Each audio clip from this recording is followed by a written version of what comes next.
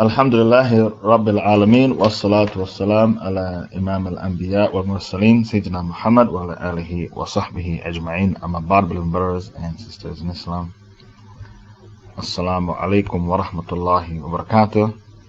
Welcome back to this another of our sittings. How is the voice 8038? I'm asking you a question. 8038, how is the voice?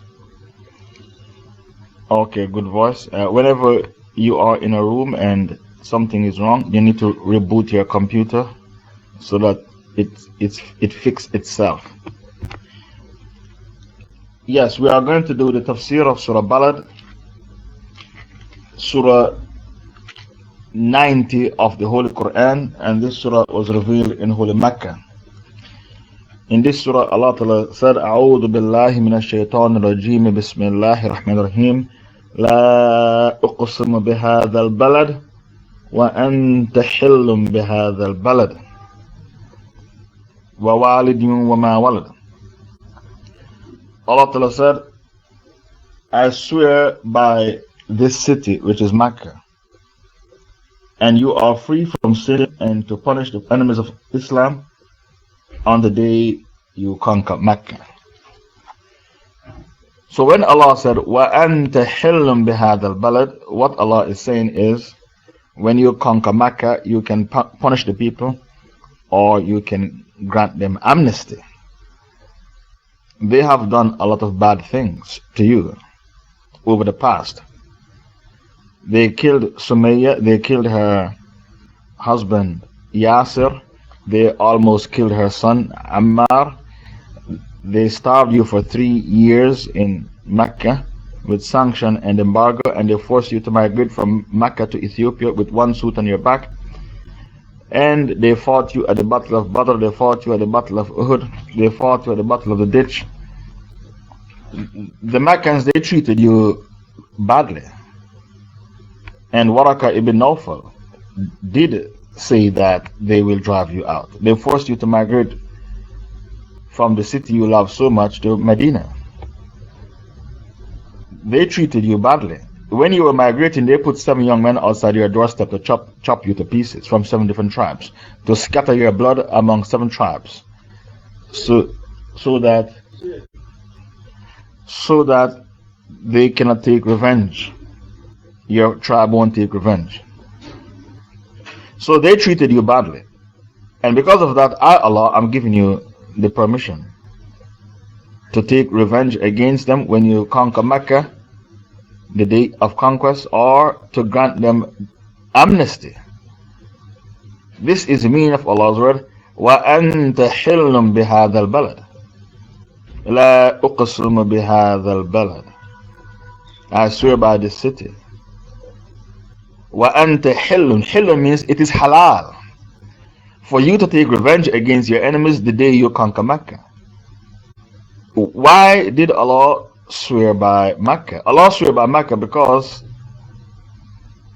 it has many merits. I have over 30 reasons why Mecca is sacred. The very first reason why Mecca is sacred, it's the first, in Mecca is the Kaaba, the first house built to worship Allah alone. Surah 3 verse 96.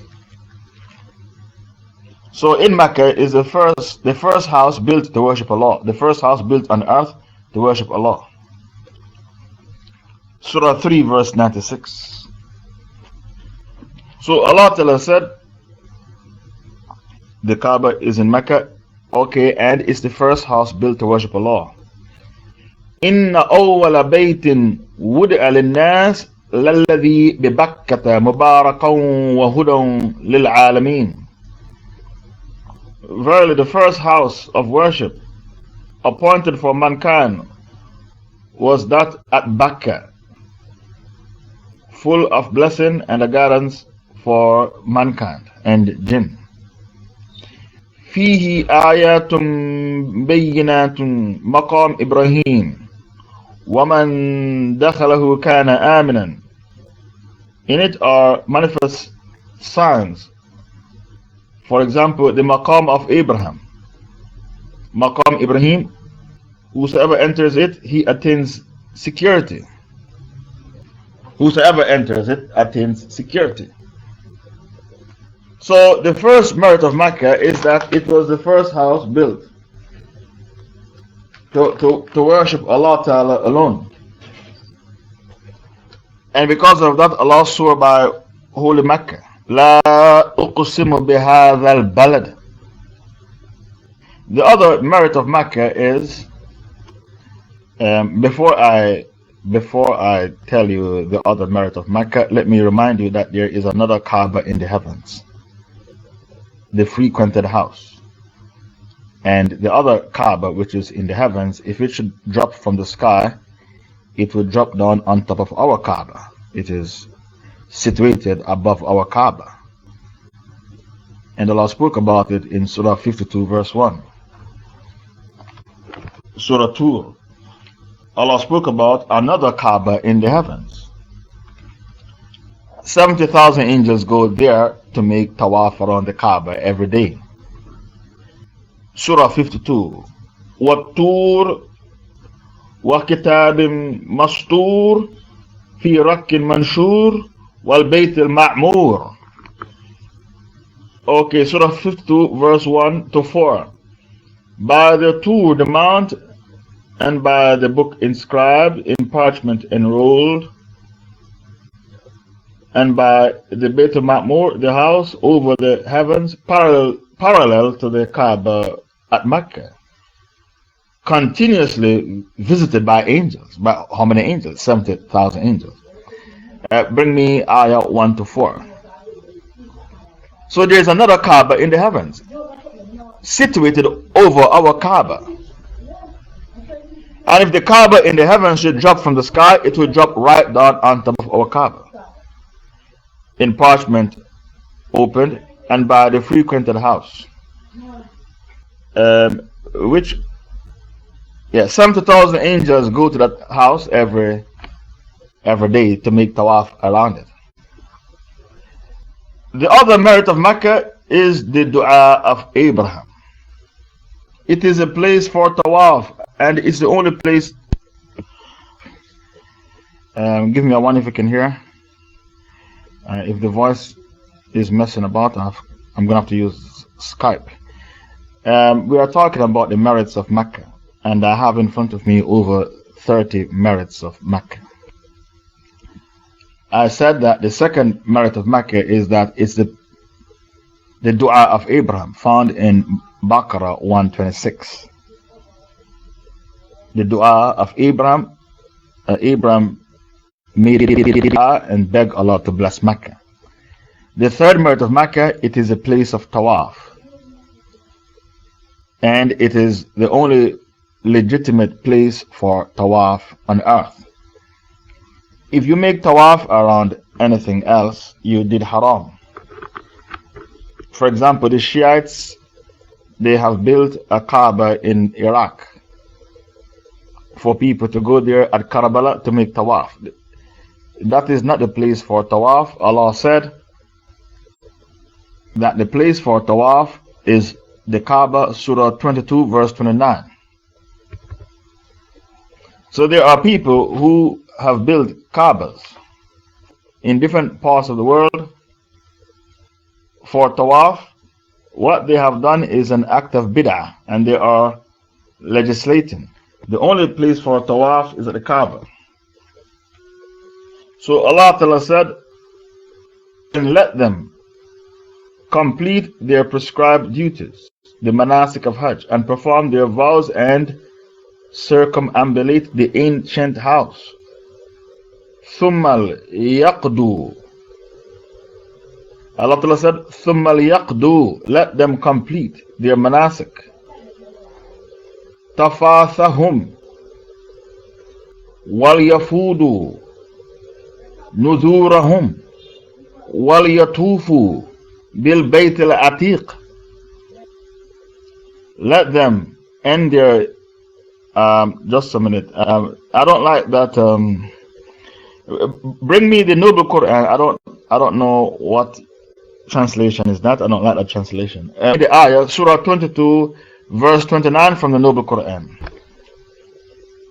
then let them complete the prescribed duties, the manasik of Hajj for them, and perform vows and circumambulate the ancient house, which is the Kaaba, which is called Bayt Atiq.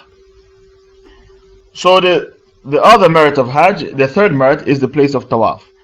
The fourth merit is it's the place for Salah. It was designated as a place for Salah. That's the fourth merit of Makkah. 25. Baqarah 125. وَإِذْ جَعَلْنَا الْبَيْتَ مَثَابَةً لِلنَّاسِ وَأَمْنًا وَاتَّخِذُوا مِنْ مَقَامِ إِبْرَاهِيمَ مُصَلَّى. And remember when we made the house, the Kaaba, a place of resort for mankind and a place of safety, and take you people the maqam of Abraham, the place where Abraham stood to build the Kaaba, take it as a place for Salah. And Umar ibn al-Khattab was the Sahaba who told the Prophet to make Maqam Ibrahim a Musalla, a place for Salah. And Allah revealed Baqarah 125 to agree with Umar that Maqam Ibrahim should be made a Musalla. The fifth merit of Makkah, it was designated as the Holy Land. So Allah said, Subhanallah asra bi'abdihi laylan min al-masr al-haram ila al-masr al-aqsa. Surah 17. Blessed is he who was taken his servant by night from Masr al-Haram, the holy precincts of Makkah, to Masr al-Aqsa. And Surah 27 verse 91. Allah said He has designated Makkah as a holy land.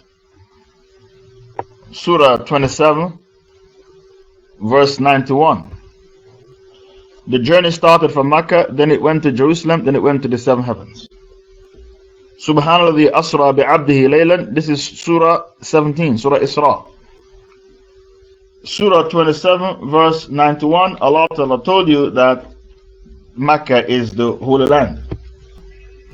So Allah Ta'ala said, إِنَّمَا أُمِرْتُ أَنْ أَعْبُدُ رَبَّ هَذِهِ الْبَلْدَةِ. And Muhammad have been commanded only to worship the Lord of this city, Makkah, Him who has sanctified it. So Allah has sanctified Makkah, and His is everything. Unto Allah belongs everything. And I am commanded to be from among the Muslims, those who submit. So Allah Ta'ala said that Makkah was made sanctified. Surah 27 verse 91. الذي حرمها وله كل شيء. Harramaha means Allah Ta'ala has made it sanctified and holy. The other merit of Makkah is, before I give you the other merit of Makkah, please bring me the hadith. When the Prophet was migrating from Makkah to Medina, what did he say? And this hadith is found in Musnad Ahmad and the Tirmidhi. You are the most sacred land on earth. You are the most beloved land to Allah. If my people did not drive me out from you, I would never leave you. Find me the hadith. If my people did not drive me out from you, Makkah, I would have never left you.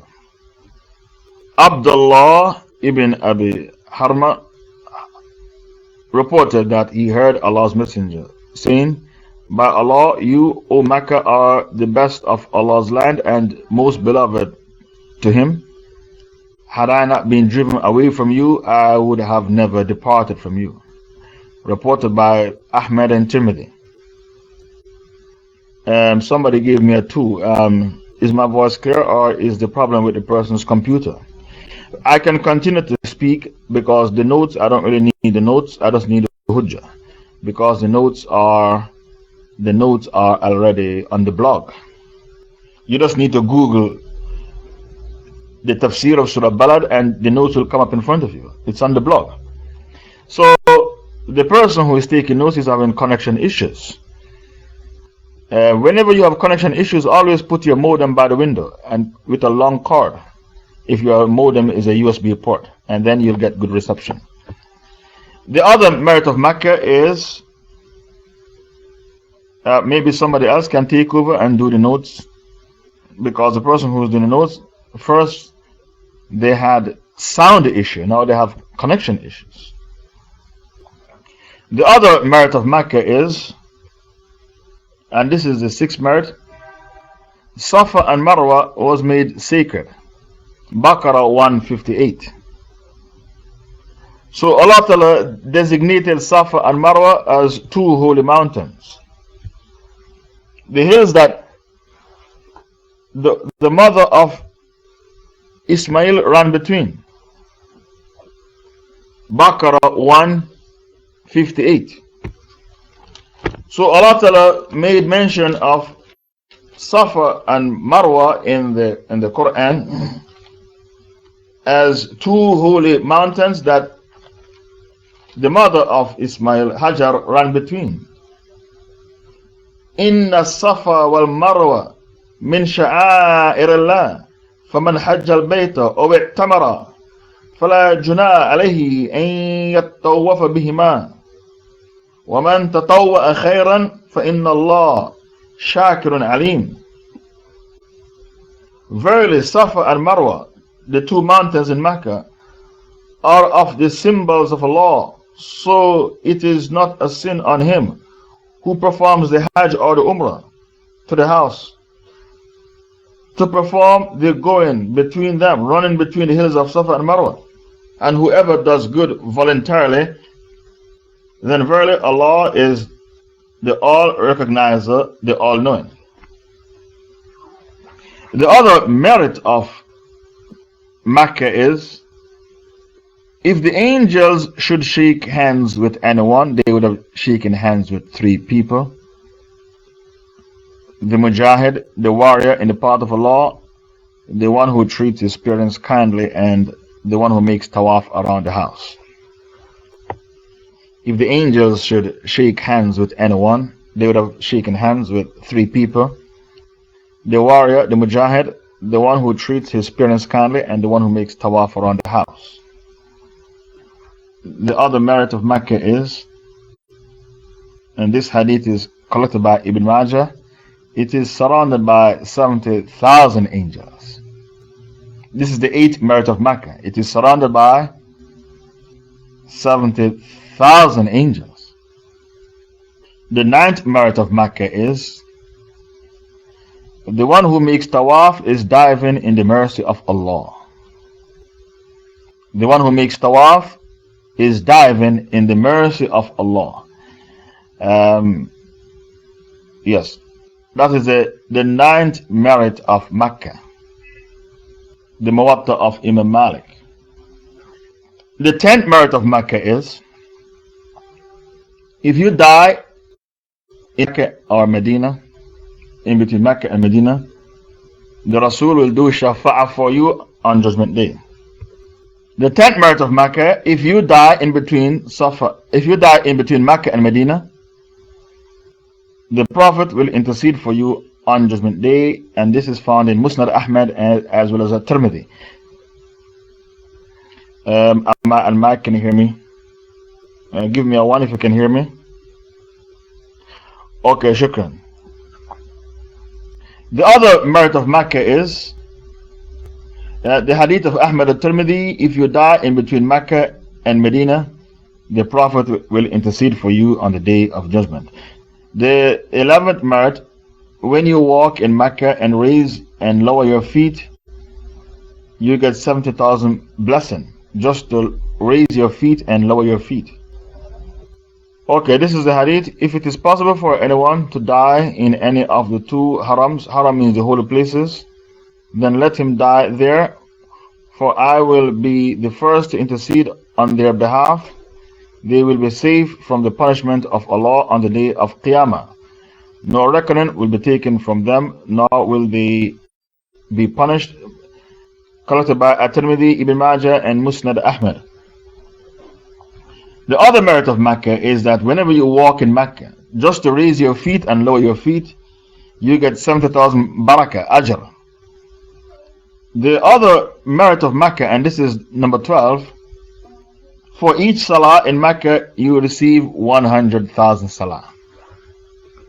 Ibn Abbas, the cousin of the Prophet, said, each salah you perform in Mecca, you get the barakah of praying 100,000 salah.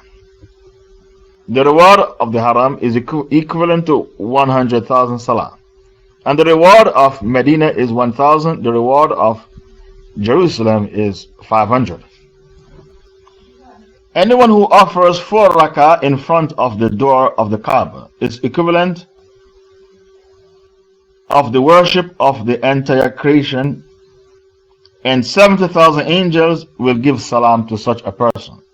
Salutation. This is in the Muwatta of Imam Malik.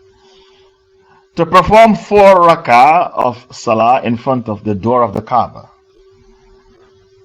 Ibn Abbas commented, the reward of the Haram is equivalent to 100,000 reward. Anyone who offered 4 rak'ah salah in front of the door of the Kaaba, it is as if he worshipped Allah as much as the worship of His entire creation. This is another merit of Mecca. Number 13, every time you kiss the black stone, you give your bay'ah to Allah. This hadith was collected by Tirmidhi and Ibn Majah. Whenever you kiss the black stone, you give your bay'ah to Allah. Bay'ah means the oath of allegiance.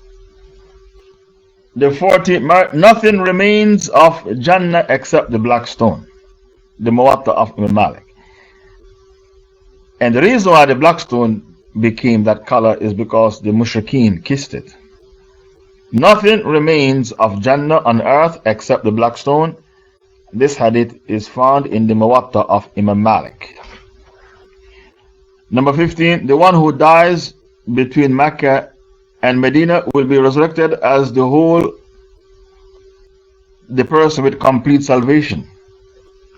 Could you put a space between the hadith so that I don't get confused? Rasulullah said, nothing of Jannah remains in this world except the black stone.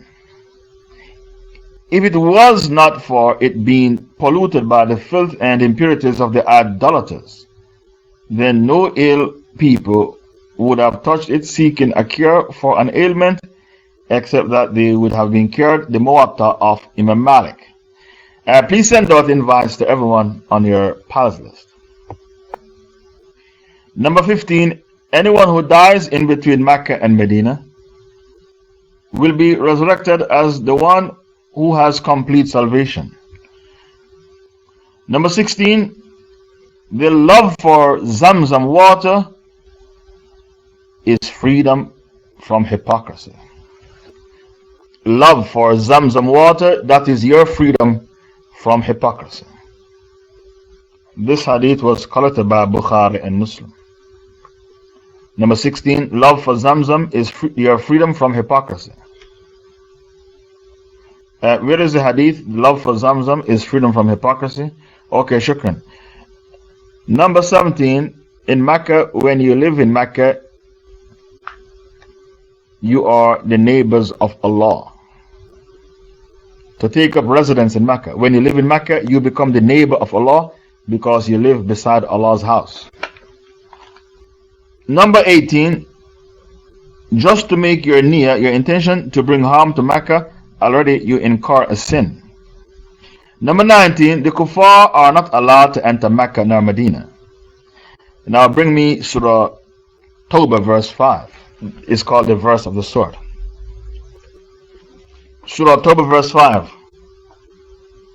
فَإِذَا انْسَلَخَ الْأَشْهُرُ الْحُرُمُ فَاقْتُلُوا الْمُشْرِكِينَ حَيْثُ وَجَدْتُمُوهُمْ وَخُذُوهُمْ وَاحْصُرُوهُمْ وَاقْعُدُوا لَهُمْ كُلَّ مَرْصَدٍ فَإِنْ تَابُوا وَأَقَامُوا الصَّلَاةَ وَآتَوُا الزَّكَاةَ فَخَلَوْا سَبِيلَهُمْ. This is officially the verse of the sword. Then when the sacred months elapse, which is Muharram, Rajab, Dhul Qa'dah and Dhul Hijjah, then kill the mushrikeen wherever you find them and capture them and besiege them and prepare for them each and every ambush. And this ayah proves that Kafirs are not allowed to be in Mecca and Medina. Allah said when the months elapse, hunt them down and kill them wherever you find them. It's called a purge. to purge Mecca of the Mushrikeen. So this is the ayah used by the scholars to say Kafirs cannot be in Mecca or Medina. This verse of the surah is called a purge. You need to purge Mecca of the Mushrikeen. When the 4 sacred months elapse, hunt them down and kill them wherever you find them. Because Kafirs are not allowed to be in Mecca. And this verse is not just for Mecca, it's for the entire Arabian Peninsula. The verse of the surah. Number 20, Mecca is our Qibla because Allah said in Baqarah 144. Wherever in the world you are, you need to face Mecca. It's your Qibla. And if you did not face the Qibla, your Salah is not accepted. Because the Qibla is one of the conditions for the Salah to be valid, just like wudu. You have to be in a state of wudu. Your clothing has to be clean and the place you pray has to be clean. So in regards to the Qibla, Allah Ta'ala said, قَدْ نَرَى تَقَلُّبَ وَجْهِكَ فِي السَّمَاءِ فَلَنُوَلِّيَنَّكَ قِبْلَةً تَرْضَاهَا فَوَلِّ وَجْهَكَ شَطْرَ الْمَسْجِدِ الْحَرَامِ وَحَيْثُمَا كُنْتُمْ فَوَلُّوا وُجُوهَكُمْ شَطْرَهُ. Verily we have seen you, O Muhammad, turn your face towards the heavens, hoping that we reveal an ayah telling you to change from the Qibla of Jerusalem to the Qibla of Mecca. We shall give you a Qibla that you are happy with. Tardaha. So wherever you are, turn your face towards Masjid al-Haram. Wherever in the world you are, and it is time for Salah, turn your face to Masjid al-Haram. It is your Qibla, and if you pray without facing the Qibla, your Salah is batil. Number 21, Umrah in Ramadan. When you make Umrah in Ramadan, it's like making Hajj in the company of the Prophet. I repeat, when you make Umrah in Ramadan, it's like making Hajj in the company of the Prophet. And this hadith can be found in Bukhari. When you make Hajj, if your Hajj is accepted, you are like a newborn baby. And there is no reward for a Hajj which is accepted except the paradise. Al-Hajj al-Mabrur laysa lahu jaza illa al-Jannah. The Hajj which is accepted has no reward except the paradise. The other merit of Mecca, if you die without making Hajj and you can't give a valid reason why you didn't go for Hajj, you die the death of a Jew or a Christian. This hadith was collected by Al-Bazzar and At-Tirmidhi. The other merit, if you die and did not make Hajj, and you cannot give a good reason why you didn't make Hajj, you die the death of a Jew or a Christian. And Allah spoke about, where is the hadith I quoted? This is point number 23. Point number 23, if you die and didn't make Hajj, and you can't give a good reason why you didn't make Hajj, you die the death of a Jew or a Christian. Also bring me Surah 22 verse 32. And bring me that ayah. ذلك من يعظم شعائر الله فإنها من تقوى القلوب. That is what has been mentioned in the above said verse. It's an obligation that mankind owes to Allah to make Hajj. And whosoever honors the symbols of Allah, then it is truly from the piety of his heart. Do you follow? Allah said, when you go to Hajj, to observe the Hajj, why you went there? From the piety of your heart. Min taqwa al-qulub. And then the hadith which is mentioned above says, if you die and didn't make Hajj, and have no good reason, you die the death of a Jew or a Christian. Number 24, when you make Hajj, you become the guest of Allah. As a pilgrim making Hajj, what are you? You are the guest of Allah. Number 25, When you make dua in one of the 7 spots, your dua is accepted. The Maqam Ibrahim is 1 spot, the black stone, by the well of Zamzam, by Safa, by Marwa, by the valley of Mina, on Mount Arafah.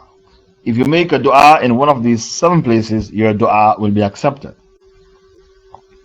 By Maqam Ibrahim, by the black stone, by the well of Zamzam, by Safa, by Marwa, by the valley of Mina, and on Mount Arafah. These are the 7 places. If you make a dua, your dua will be accepted. Number 26, Muzdalifah was made a place for dhikr. Muzdalifah was designated as a place for dhikr. Number 27, the Dajjal will never be able to enter Mecca because 7 angels are guarding the gates of Mecca.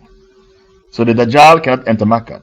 Number 28, natural disasters cannot strike Mecca, like hurricanes and earthquakes and hurricanes, tornadoes. Natural disasters don't strike Mecca.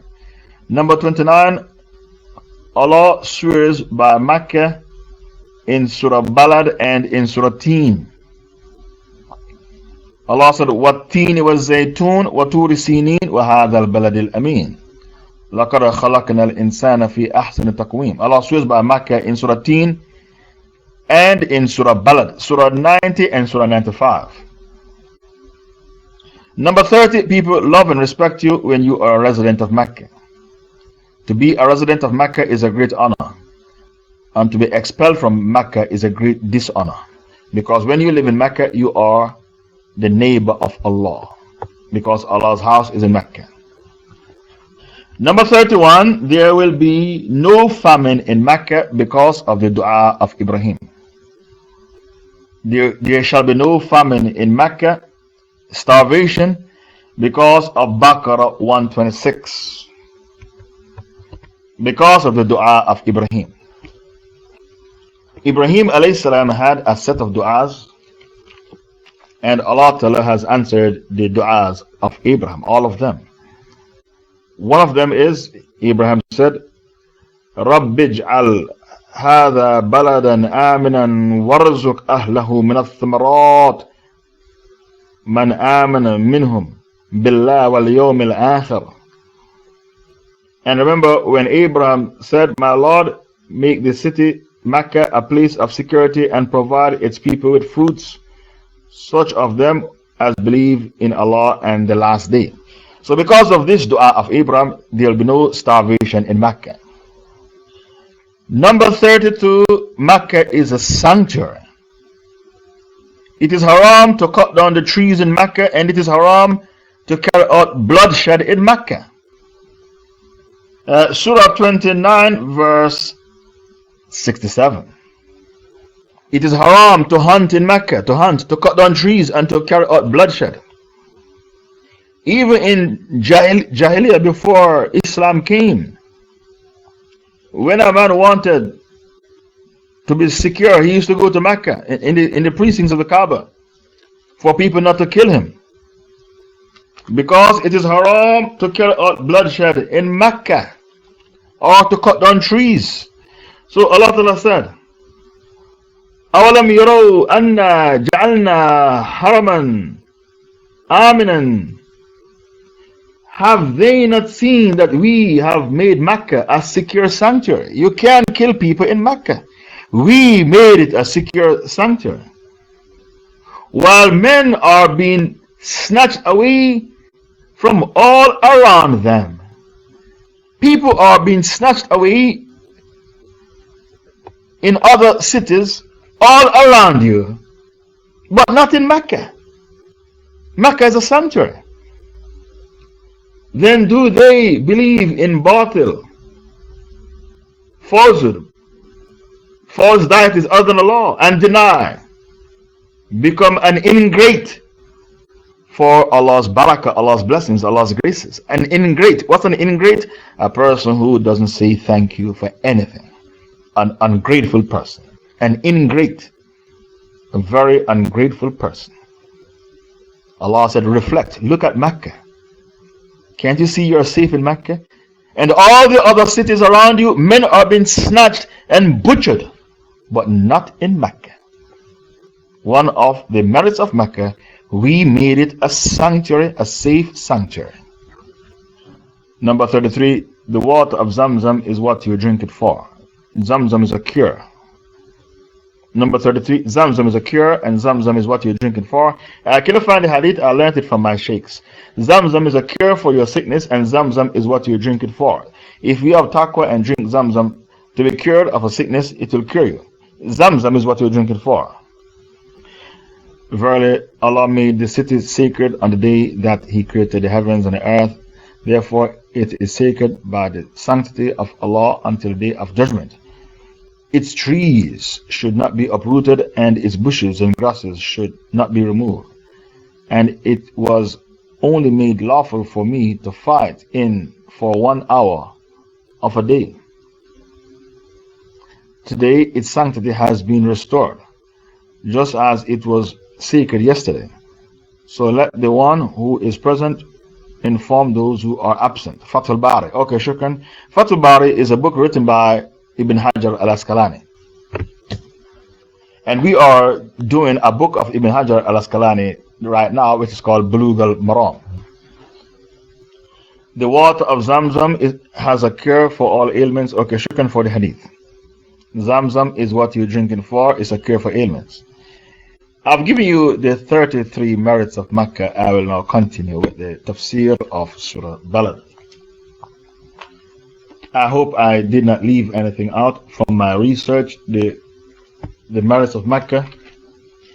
So Allah Ta'ala said, La uqsimu bihadha al-balad, I swear by this balad, which is Mecca, holy Mecca.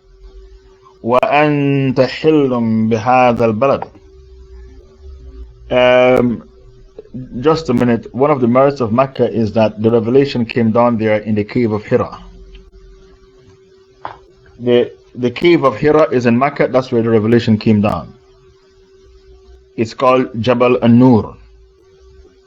So that's where the revelation came down in Mecca, in cave of Hira. And it is called Jabal An-Nur. And where he stood to give the farewell pilgrimage is called Jabal Ar-Rahmah. So where the Prophet stood to give the farewell pilgrimage is called Jabal Ar-Rahmah. And the cave of Hira, when the revelation came down and the angel said, Iqra, read, that's called Jabal An-Nur. Wa anta hillum bihadha al-balad means it is permissible for you, O Muhammad, to take revenge against the kuffar and punish them the day you conquer. Makkah was conquered 8 years after the Hijrah. The Prophet mentioned 11 people to be killed when he conquered Makkah, but some of them took Shahada. Could you bring me the names of the 11 people to be killed? The 11 people the Prophet mentioned to be killed. Even if you find one of them hanging on to the cloth of the Kaaba, still kill them. But some of them were overlooked and forgiven because they took Shahada. Could you please undot the guest? You are taking too long to undot the guest. And Mike, can you hear me? Give me a 1 if you can hear. Okay, undot the guest. You are taking too long to undot the guest. There are 11 people that the Prophet mentioned their names to be killed. One of them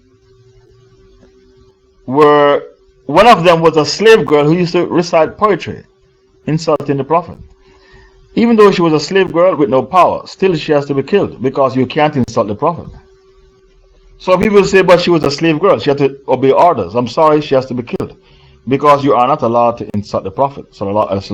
Okay, please bring me the names of the 11 people who the Prophet said should be killed. One of them was Ikrimah ibn Abi Jahl.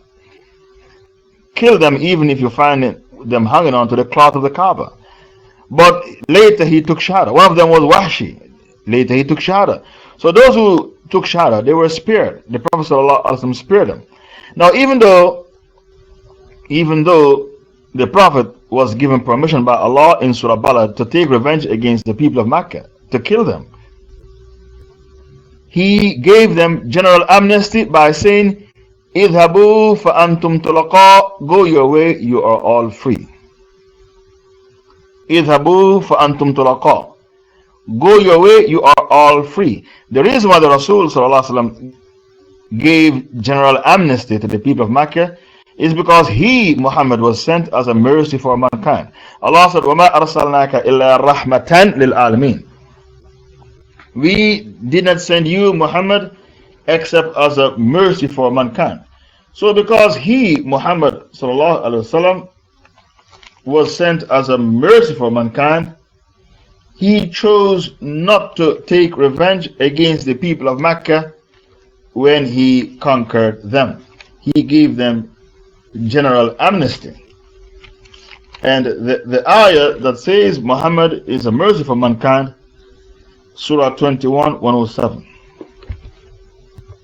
Surah 21, 107. وَمَا أَرْسَلْنَاكَ إِلَّا رَحْمَةً لِلْعَالَمِينَ. And we did not send you, Muhammad, except as a mercy for mankind. So what did he say to the people of Mecca?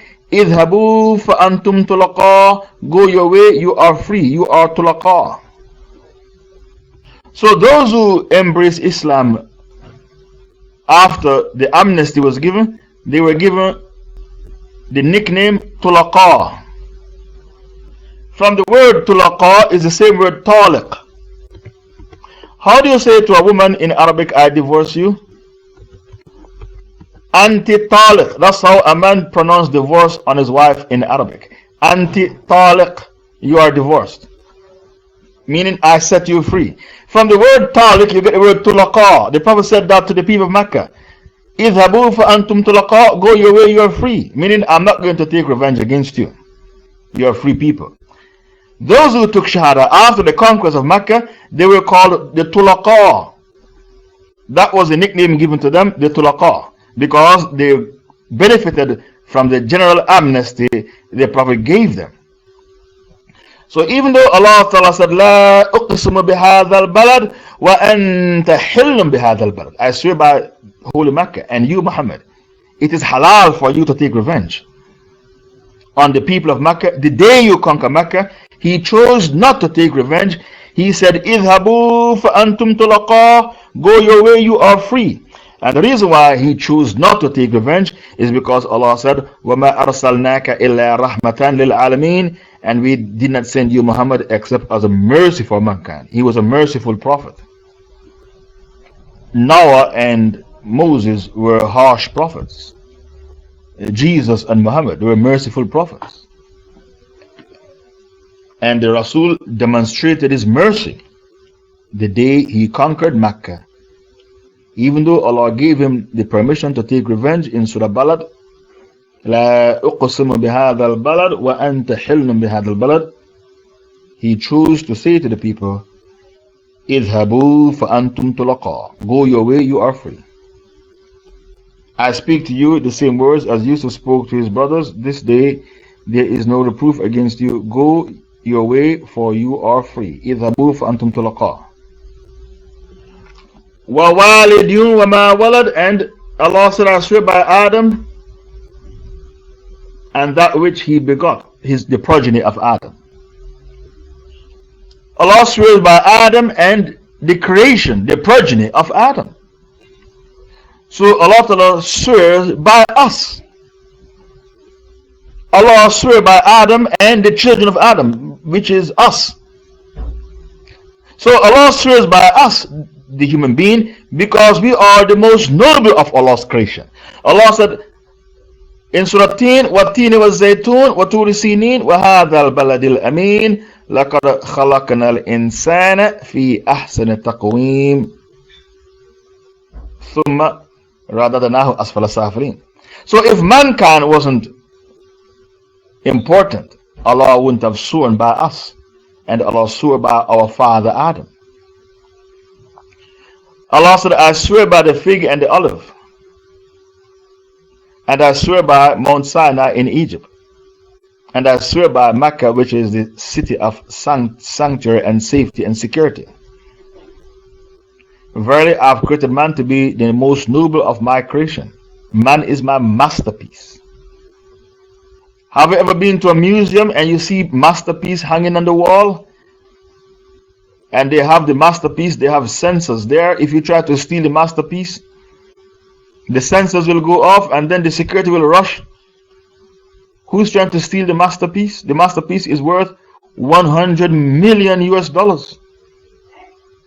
And they guard the masterpiece with their life. Allah said in Surah Wat-Tin wa Zaytun, man is my masterpiece. From all my creation, the most noble of my creation is man. And because of that, Allah swear by our father, wa walidun wa ma walad, and Allah swear by us, the progeny of Adam.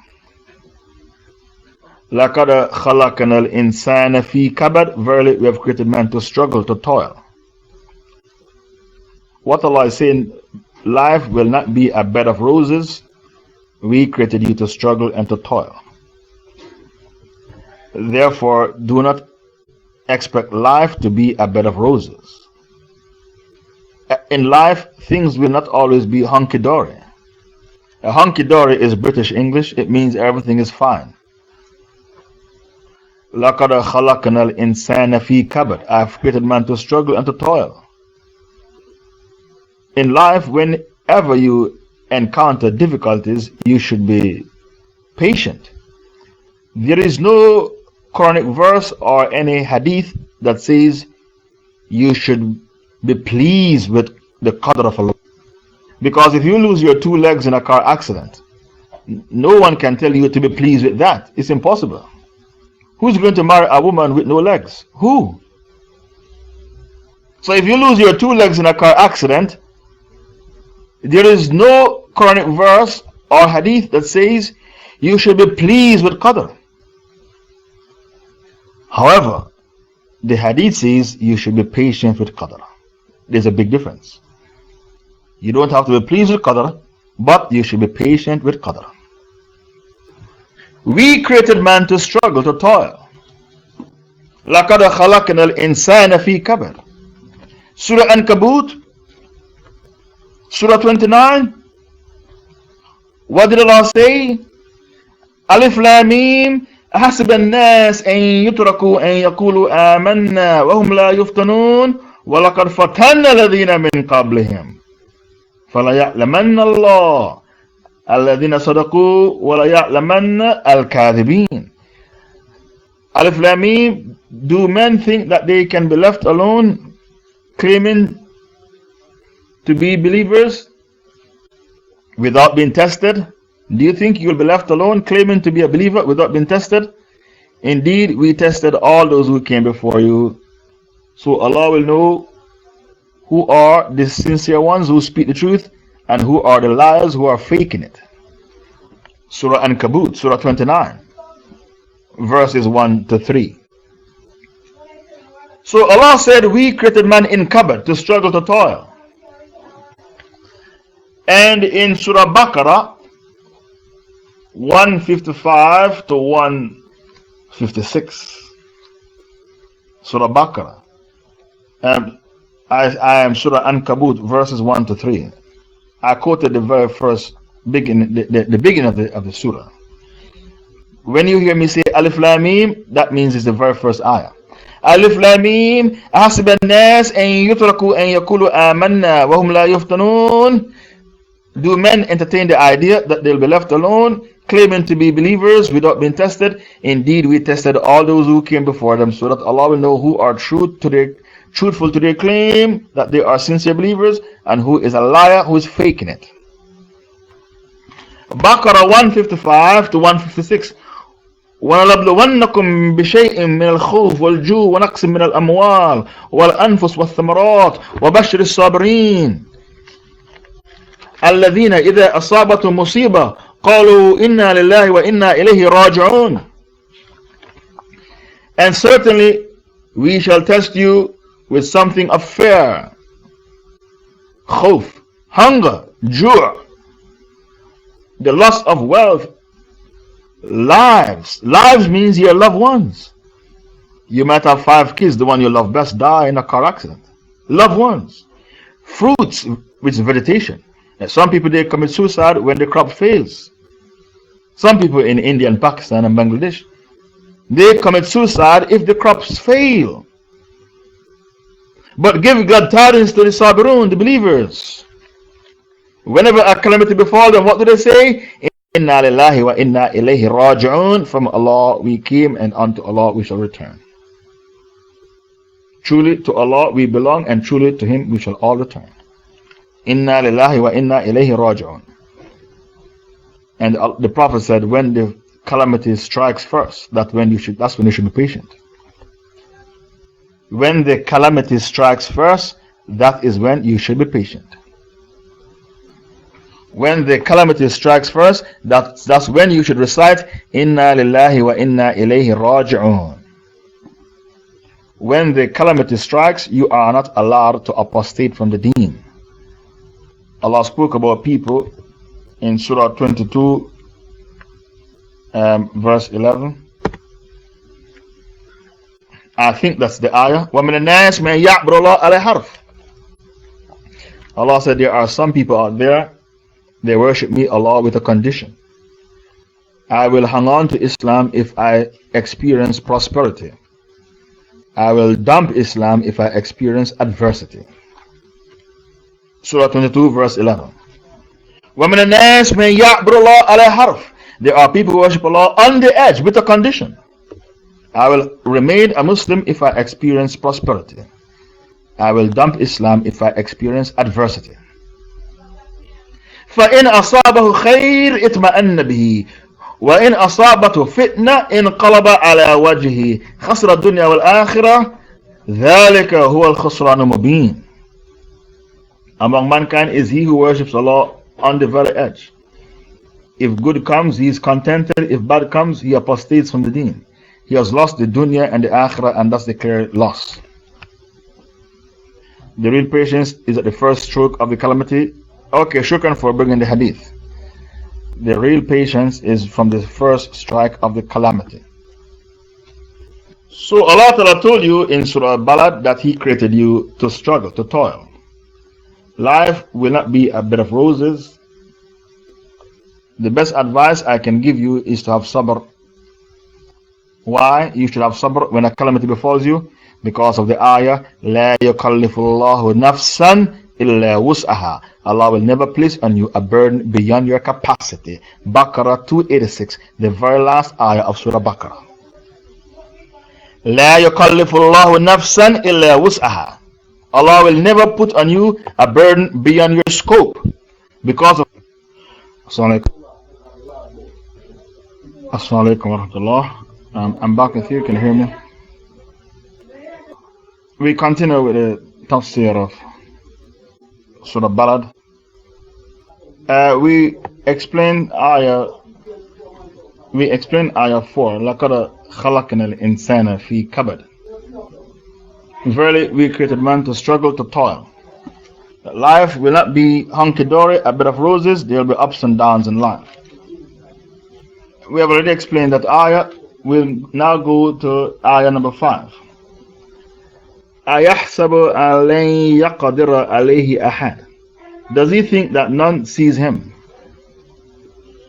Did he forget that Allah is the all-hearing, the all-knowing, the all-seeing, the all-wise? Allah is Sami' al-Basir.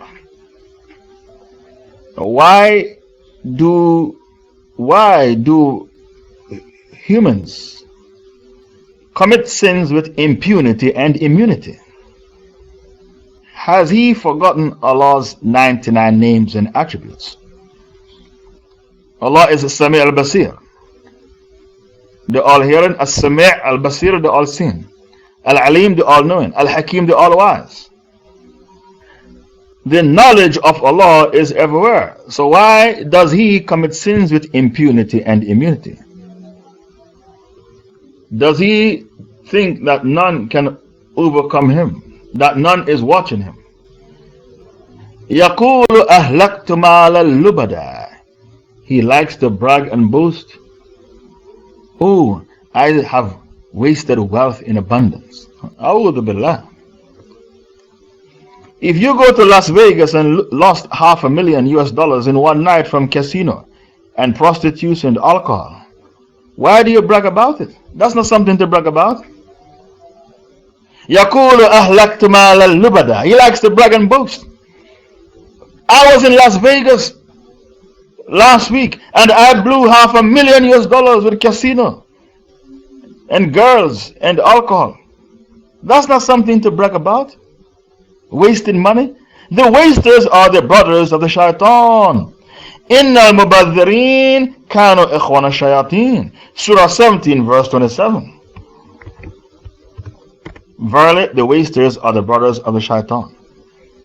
So if you are a brother of the shaitan by wasting your money, why do you brag about it? This proves that your situation is pitiful, appalling, and pathetic. To be a brother of the shaitan wasting your money is not something to brag about. So for you to brag about this, it proves that your situation is pitiful, appalling, and pathetic. يَقُولُ أَهْلَكْتُ مَالَ اللُّبَدَ أَيَحْسَبُ أَنْ لَمْ يَرَهُ أَحَدٌ.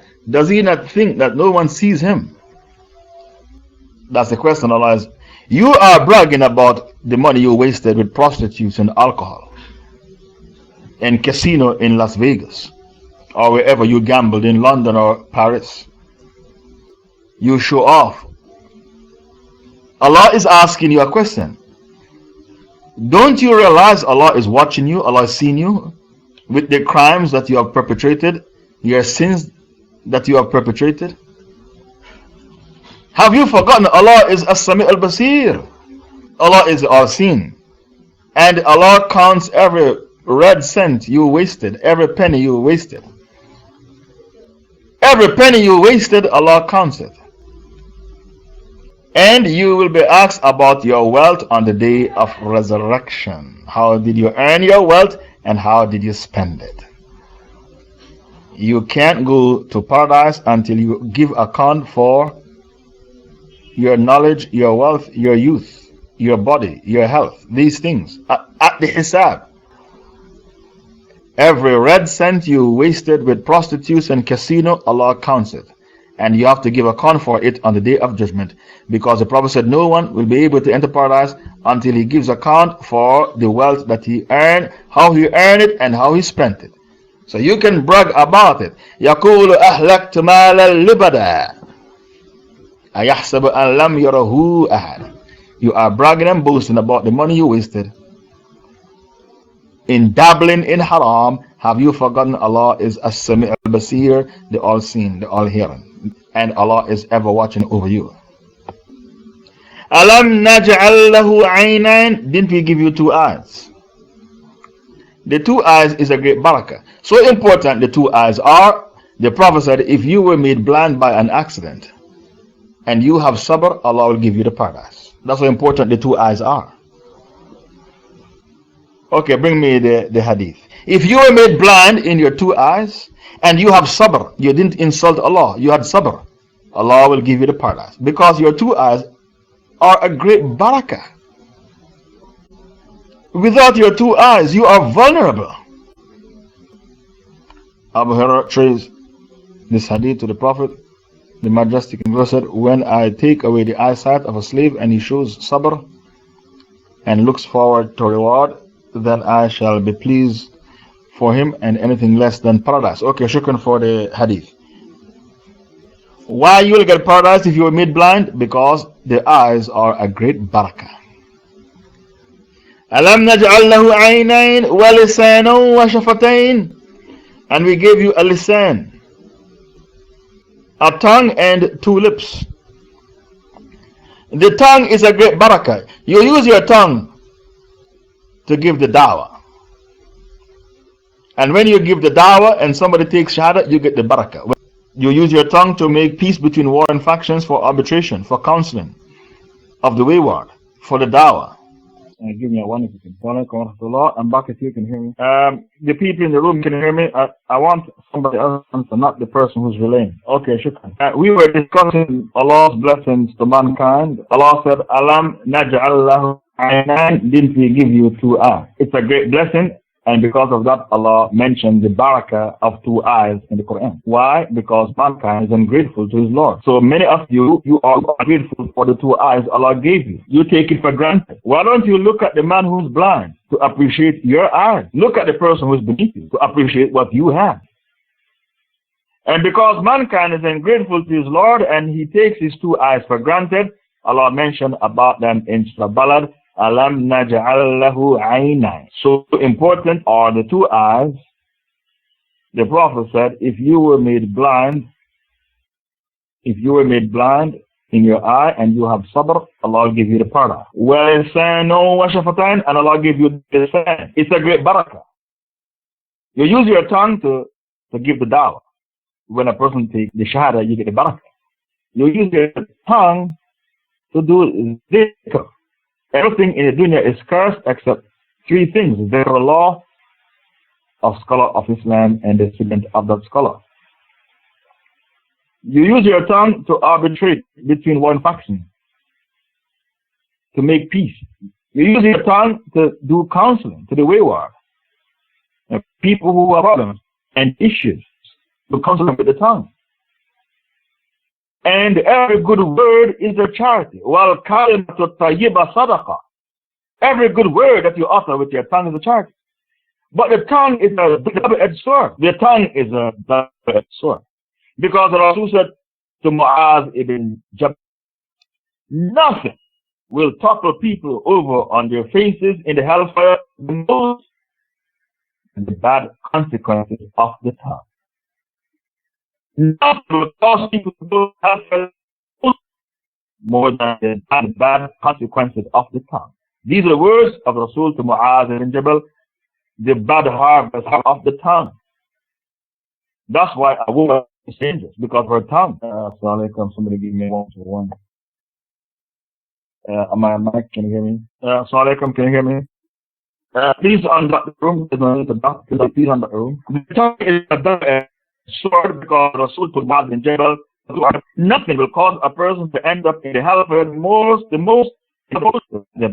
the consequence of the tongue. This is why a woman is so dangerous, because of her tongue. وَلِسَانٌ وَشَفَتَيْنِ. The shafatain, the 2 lips, is for the purpose of your beauty.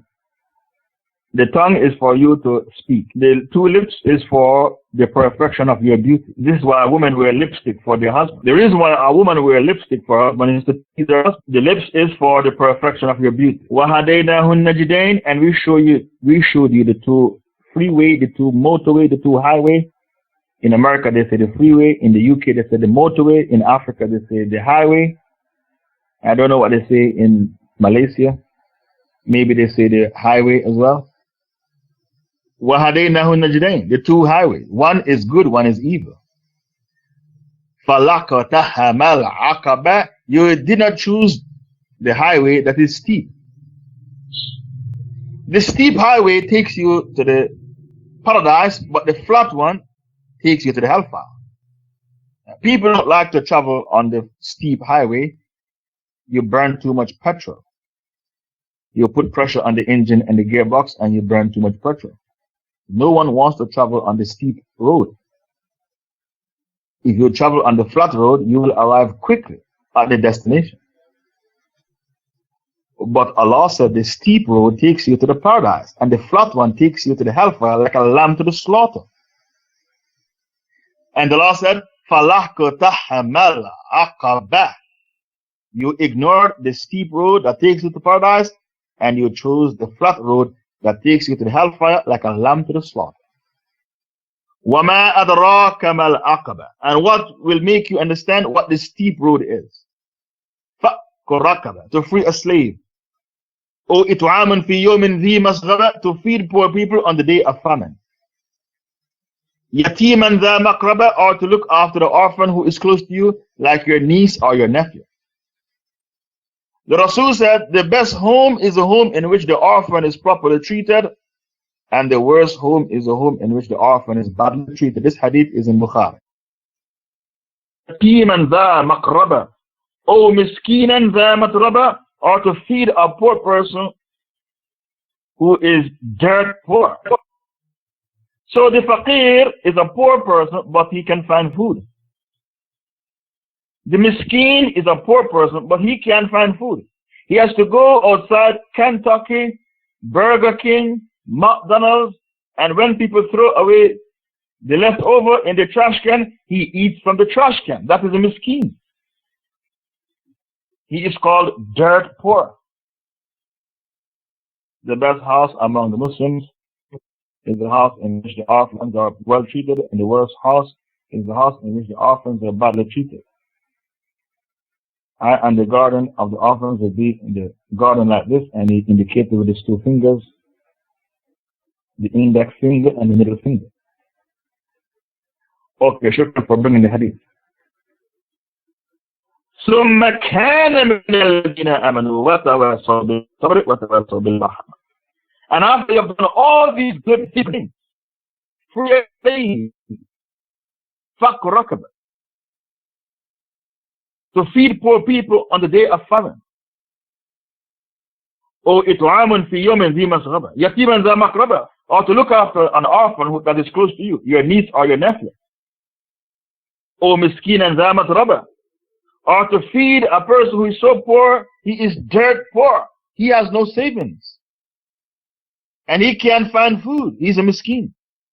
After you have done all of that, it is important that you become a believer. Don't be like Mother Teresa. Become a believer. Because if you did all these good things and you did not become a believer, you have no reward to get on the day of judgment. If you have done all these good things and you did not become a believer, you have no reward to get on the day of judgment. And because of that, Allah said, ثُمَّ كَانَ مِنَ الَّذِينَ آمَنُوا وَتَوَاصَوْا بِالصَّبْرِ وَتَوَاصَوْا بِالْمَرْحَمَةِ. Do not end up like Mother Teresa, who did good but has nothing to get on the day of judgment. Because Allah said in Surah Zumar, verse 65, وَلَقَدْ أُوحِيَ إِلَيْكَ وَإِلَى الَّذِينَ مِنْ قَبْلِكَ لَإِنْ أَشْرَكْتَ لَيَحْبَطَنَّ عَمَلُكَ وَلَتَكُونَنَّ مِنَ الْخَاسِرِينَ. Surah 39, verse 65. Verily, we have revealed unto you, O Muhammad, the way we revealed it to all the prophets and messengers before you. If you, Muhammad, should do shirk, all your deeds are nullified. If he was Muhammad and Allah warns him about shirk, what about you and I?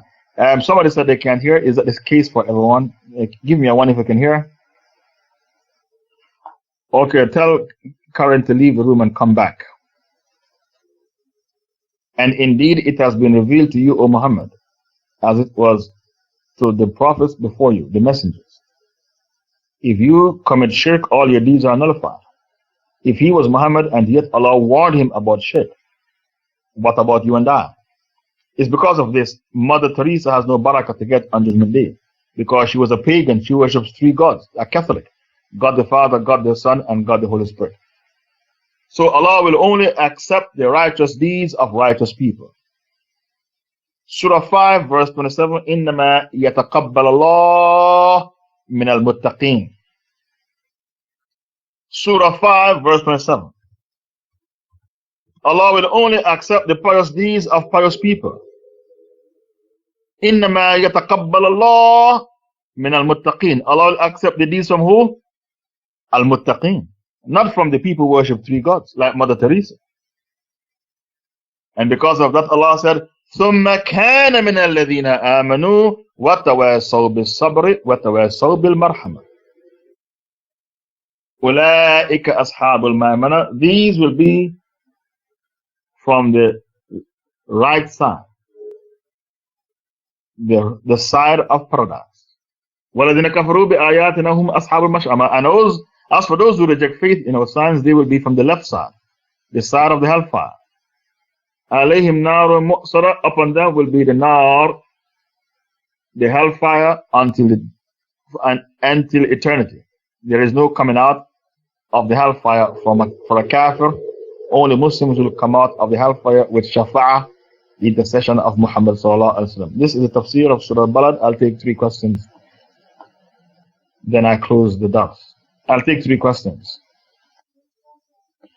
No questions. Okay, I close the dars. Subhanaka Allahumma wa bihamdika, ashhadu an la ilaha illa anta, astaghfiruka wa atubu ilayk.